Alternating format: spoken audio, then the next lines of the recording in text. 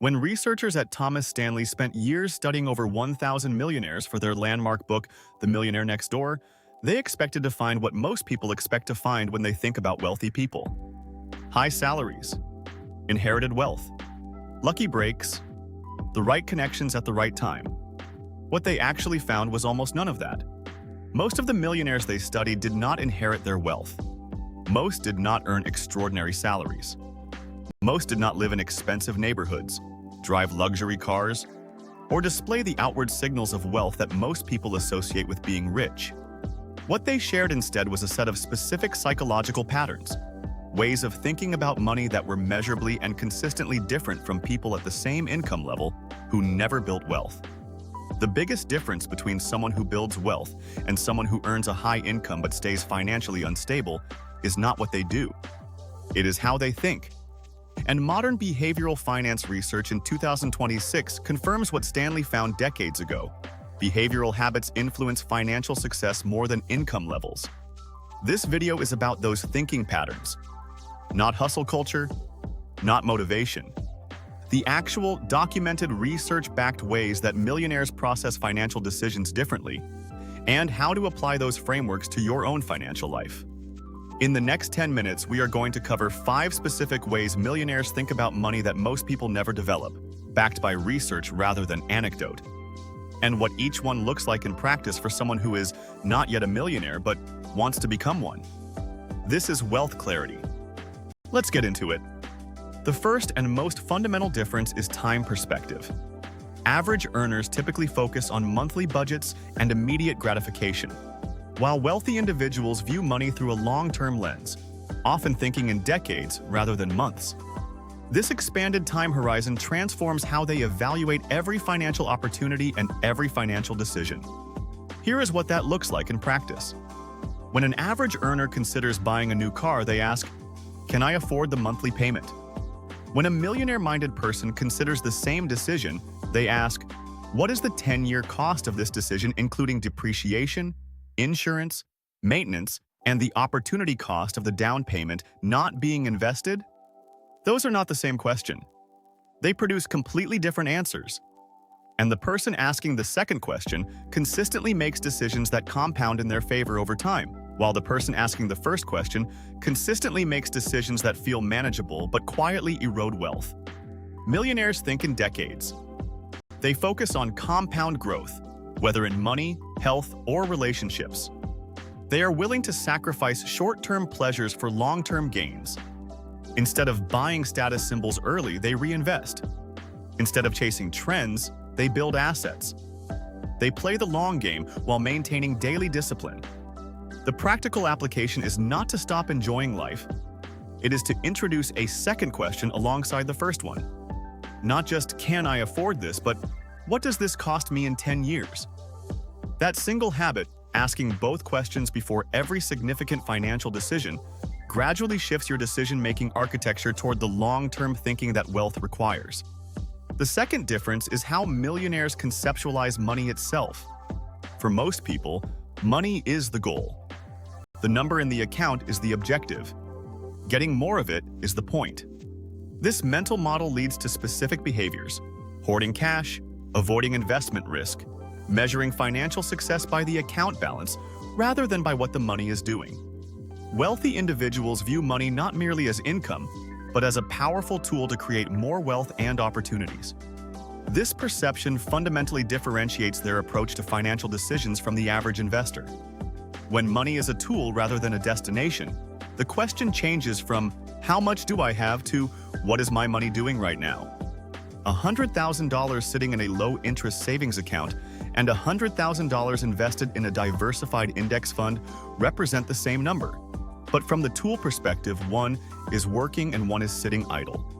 When researchers studied over 1,000 millionaires, they discovered that most millionaires did not inherit wealth, did not earn massive salaries, and did not get lucky with investments.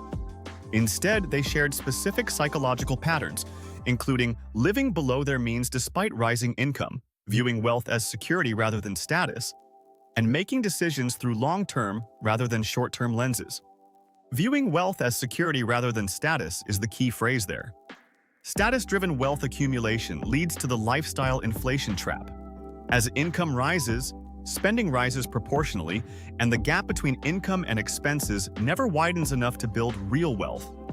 Security-driven wealth accumulation means keeping expenses relatively stable as income grows, letting the widening gap flow into assets. The practical application is to review your money monthly, not just the balance, but what it is doing. How much is invested? How much is in low-interest accounts? How much is going toward assets versus liabilities? Money awareness at this level gradually shifts you from treating money as a destination to treating it as a working tool. The third difference is the relationship with risk. Most people experience financial risk as a single, undifferentiated feeling. The possibility of losing money feels dangerous regardless of the probability or the potential upside. This emotional response to risk leads to keeping too much money in savings, avoiding the stock market, and missing the long-term compounding that only comes from accepting market volatility. Millionaires do not have less fear of risk. They have a more nuanced relationship with it. They distinguish between reckless risk, speculative bets with asymmetric downside, and calculated risk, investments with historical track records, clear mechanisms, and long enough time horizons to absorb volatility. An S&P 500 index fund feels risky to someone who checks it daily and experiences every dip as a potential catastrophe. To someone thinking in decades, the same fund's historical 11% annualized return over 20-year periods makes it one of the safest long-term wealth-building tools available because time absorbs the volatility. Most self-made millionaires did not get lucky. They developed habits and ways of thinking that set them apart from the average person. At the core of the millionaire mindset is ownership over blame. They see problems as puzzles to be solved, not roadblocks to be feared. This ownership mindset extends to risk. When an investment performs poorly, the average response is external. The market was wrong. The timing was bad. Someone gave bad advice. The millionaire mindset response is internal. What can I learn? What would I do differently? How does this inform my next decision? The practical application is to categorize your risk rather than avoid it. Speculative single-stock bets and buying your next year's living expenses in cryptocurrency are reckless risk. Consistent monthly contributions to a broad market index fund held for 20 years is calculated risk so well documented that Warren Buffett recommends it for his own wife. They are not the same thing. Learning to distinguish them is the beginning of a healthy relationship with financial risk. The fourth difference is where millionaires direct discretionary spending. As Warren Buffett once said, "The best investment you can make is in yourself." Modern financial research shows that behavioral habits influence financial success more than income levels. This is not a vague motivational statement. It reflects a specific allocation decision.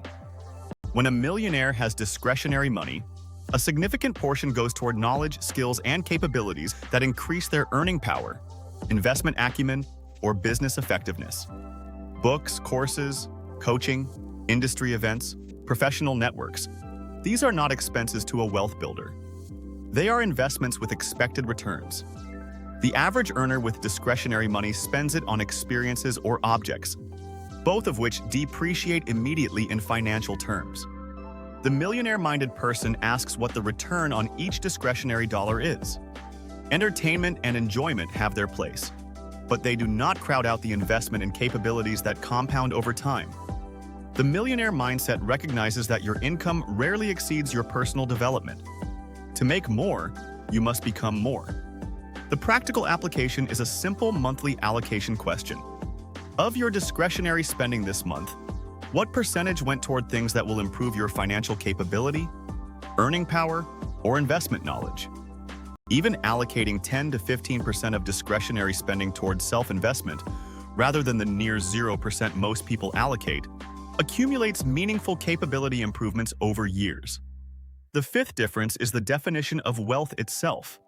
Most people carry a visual definition of wealth.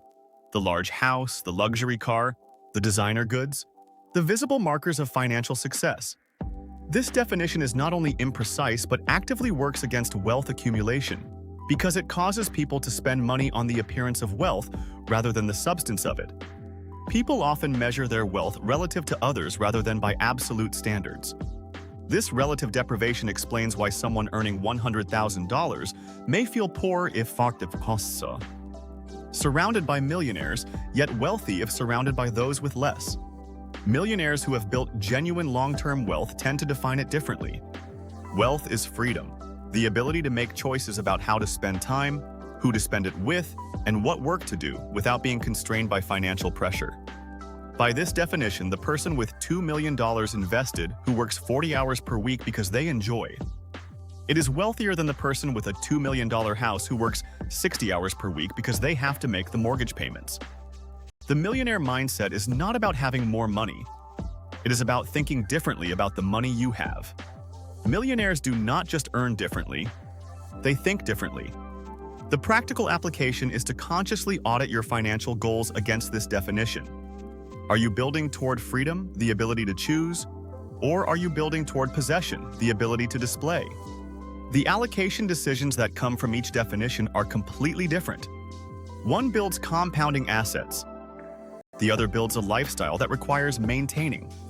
Here are the 5 thinking differences that the research consistently identifies between people who build lasting wealth and people who earn money but never accumulate it. 1. They think in decades, not months. Every significant financial decision is evaluated through a 10-year lens alongside the immediate question. 2. They see money as a tool, not a destination. The question is not how much they have, but what their money is actively doing. 3. They are comfortable with calculated risk. They distinguish between reckless speculation and evidence-based long-term investment. And they are not afraid of the latter. 4. They invest in themselves continuously. A meaningful percentage of discretionary spending goes toward building capability rather than consuming experiences. 5. They define wealth as freedom, not possessions. They are building toward the ability to choose, not the ability to display. None of these are personality traits you either have or do not have. They are frameworks, mental models, that can be consciously adopted and practiced. And the research is clear that people who consistently apply these frameworks at any income level produce meaningfully better financial outcomes than those who do not. The gap between a millionaire and someone who earns the same income and stays financially unstable is not luck. It is almost entirely how they think. If this video shifted something in how you think about money, subscribe to Wealth Clarity. New videos every Wednesday and Saturday. YouTube will show you the perfect next video right on your screen. I will see you there.